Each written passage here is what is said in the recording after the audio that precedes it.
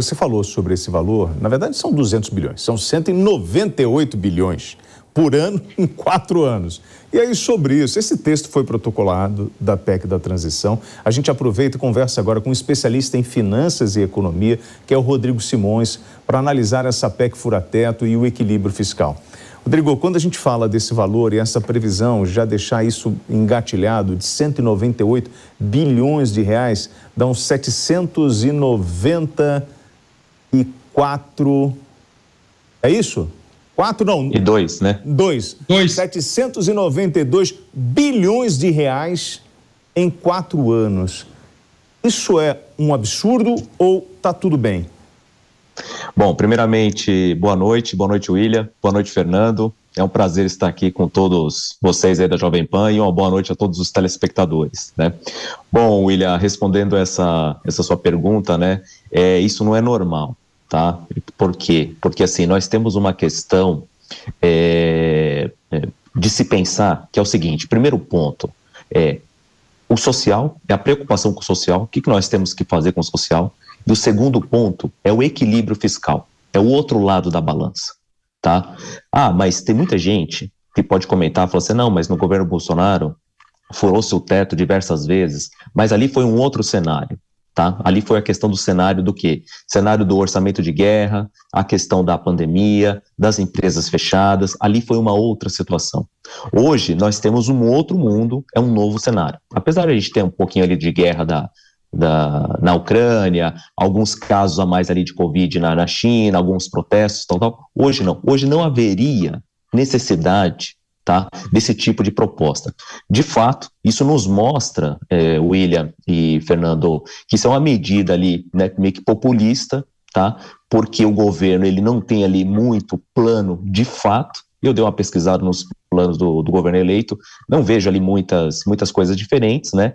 Mas eu vejo assim que isso não é normal, mas assim, fica difícil, né? Isso ainda vai passar pela Câmara dos Deputados, tá? Agora a gente precisa ver e analisar da seguinte forma, tudo bem, nós precisamos fazer o social? Precisamos. Vamos bancar esse bolsa com os R$150 por criança, vamos passar para R$600? Não tem problema, esse não é o problema. A questão é a contrapartida disso. Qual que é a contraparte, tá, que o governo vai fazer? Tá? Ou seja, vai melhorar, vai otimizar os gastos da outra parte? Então, essa que é a grande pergunta e que o mercado vai responder, tá, William? Fernando? Um ponto aqui para trazer para o professor também, para a gente fazer essa discussão aqui em conjunto, é que nas narrativas que a gente vê pela imprensa, todo mundo fala, temos que escolher ou economia ou social. Cara, não, uma coisa não está dissociada da outra, não é um jogo, economia não é um jogo de soma zero, quanto mais riqueza a gente gerar, mais a capacidade de dividi-la nós teremos. Aí eu pergunto para o professor, como é que ele enxerga que isso pode acontecer a partir do que ele já nos informou no primeiro comentário? Ele enxerga uma situação autofágica no momento que agora o governo vai ter que talvez, né, comer do seu próprio dinheiro para poder fazer essa distribuição desses 200 bilhões por ano. E eu pergunto para o professor especificamente se ele enxerga de onde é que vai sair esse dinheiro, se ele pode trazer para os nossos ouvintes aqui. Bom, muito bom, Fernando. Como você mesmo disse, tá? Não existe mágica, tá? E a conta é muito simples, é o orçamento do governo. É o que se arrecada menos o que se gasta. Se essa PEC for de fato sancionada, né, for votada por todos e entrar em vigor a partir do ano que vem, tudo bem, a gente vai ter ali 198, 175, mais 198 bilhões a mais do orçamento, e se não houver, em contrapartida, uma redução de outros gastos, tá, o que vai acontecer? Para o ano que vem, a gente já tem um PIB menor, uma projeção de crescimento de PIB menor. Então, isso vai ser financiado com o aumento da dívida. Isso não tem saída, não tem solução, tá? É claro, como você mesmo disse, Fernando, que o social precisa ser feito e isso não é dissociado da economia, tá? Isso é uma grande preocupação de todos, eu não tenho dúvida, tá? Mas a questão é que o que se esperava era um pouco mais de consistência nos planos, de um verdadeiro plano econômico, uma agenda de país. uma agenda econômica de Brasil. Então isso ainda que não está claro no governo, tá? Nem mesmo está claro o nome do ministro da Economia ainda, né? Isso aí nos passa muita insegurança, por isso que nós estamos vendo o mercado bem volátil e em queda, tá? Seja no dólar, seja no moeda do dólar, na bolsa.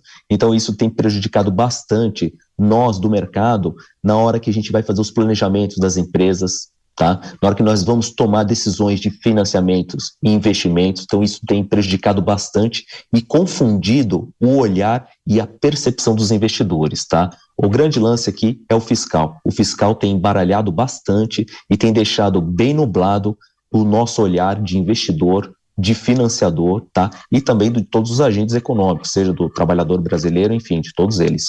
Então, Rodrigo, você é um especialista em finanças e economia. E é claro que você, quando vai analisar, né, o cenário atual, você precisa olhar o comportamento, né, que o PT adotou no período que esteve na presidência da República, né, administrando o país.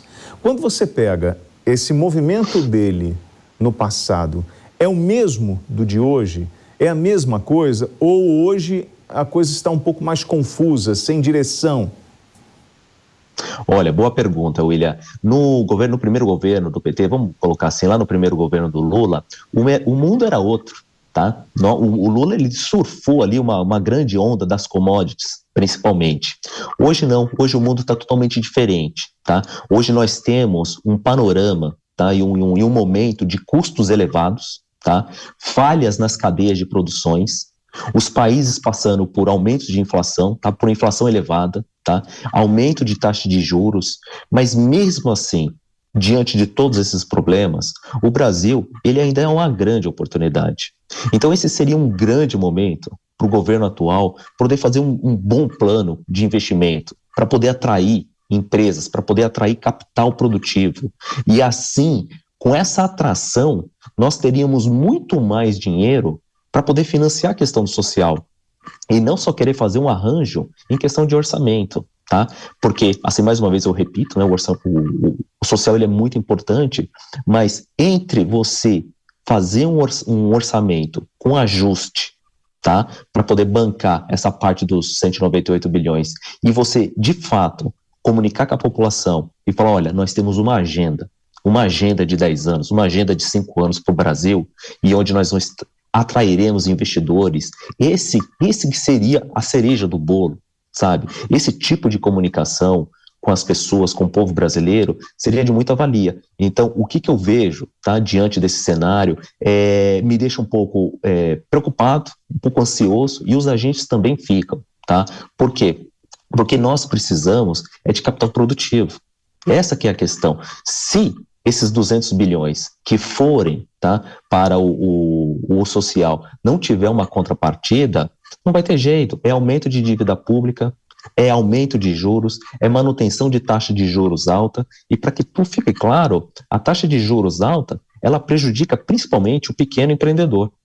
Tá? Pequeno empreendedor que é 90% das empresas do país. Então, se eu puder deixar aqui uma explicação e uma explanação sobre isso, é isso, sabe? Assim, teria que ser uma agenda mesmo, uma agenda de desenvolvimento econômico e não tanto desgaste para uma PEC de 200 bilhões para poder bancar R$600, que eu acho que é importante, mas que também não vai resolver a situação da população, tá? O que o Brasil precisa de qualquer governo, seja do governo eleito, seja do governo que está hoje, ou dos governos que virão, é plano, é uma agenda de desenvolvimento, é um plano de longo prazo e ser sincero com a população. Falar, olha, o orçamento é esse, a despesa é essa, e para chegar no nosso objetivo, precisamos traçar esse panorama, precisamos buscar esse caminho.